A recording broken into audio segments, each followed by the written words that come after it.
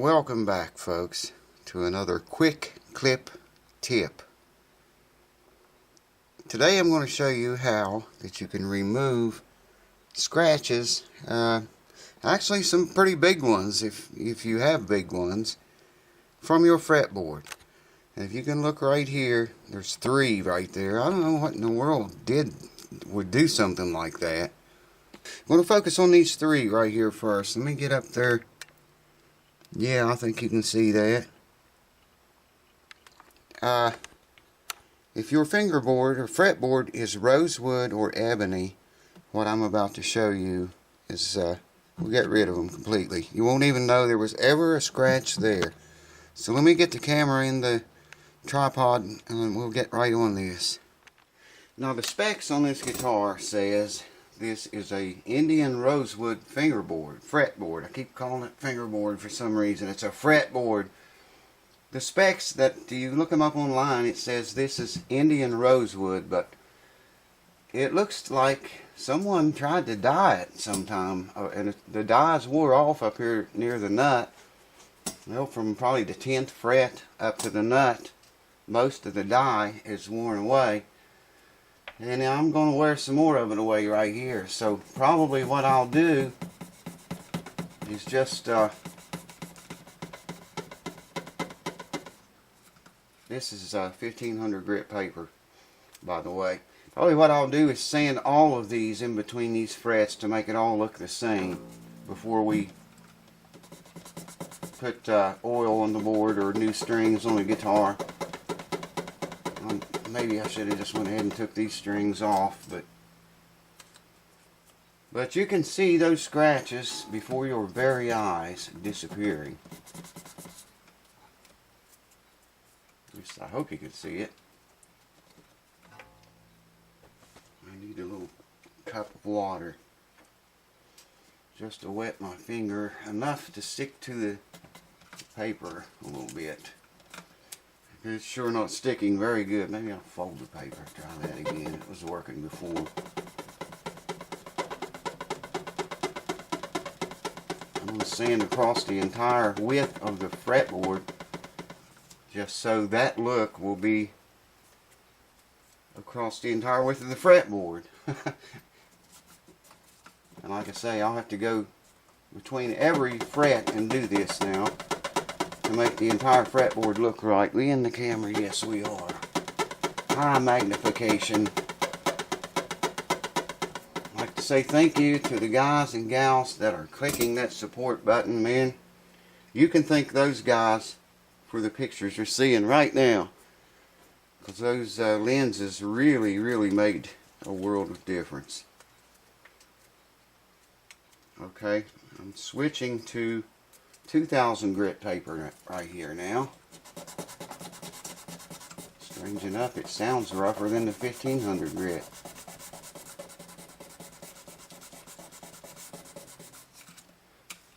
Like I say, I'm going to do this between every fret because the stain or whatever that is wearing off anyway. So this will kind of give it a better natural look, I think. Doesn't take all that long to do it. But the scratches are gone. They are history already.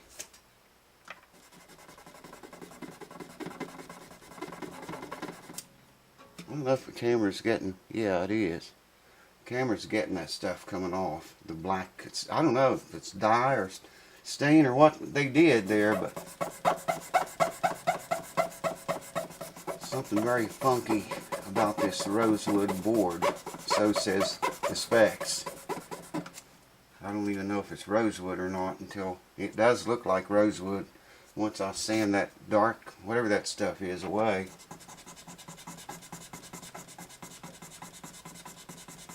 I'll probably, when I do all of the frets, I probably will start with a rougher grain than this, so it will move rather quickly.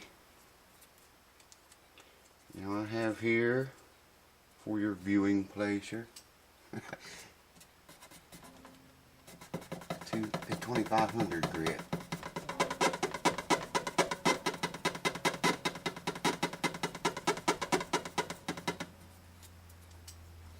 Yes, sir.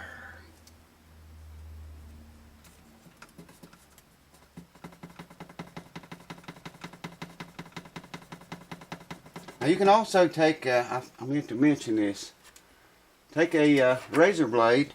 If I had the strings off, it'd be a lot easier, but take a razor blade and go in there like so and just scrape everything away. I usually do that when there's, you know, the fretboard has dents worn down in it. I'm sure you've all seen, like in a certain area, a guitar has been played a lot, and you know, someone may be squeezing too hard, wearing dents into the fretboard.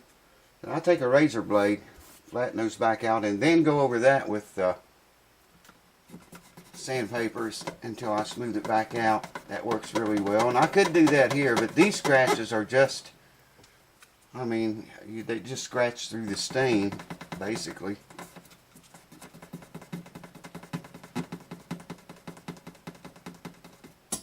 I might take a razor blade when I do these others.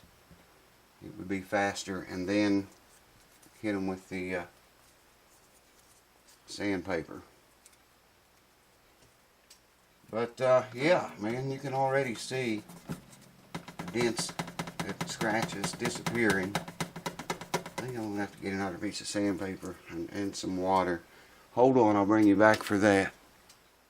There's a tiny scratch still there, right here. And I'm going to leave it because if I take that scratch out, it's going to take so much of this black stain or dye off, and it's going to look funny. And now, because I did that, I got to go between every fret and sand a little from that black. I'll probably take a razor blade like I was telling you and do it. Remove some of that black and then smooth it down with sandpaper. Let me get the camera in hand though and bring you over here and show you those scratches. All of them but one are gone. I might take it down farther. I don't think I will though.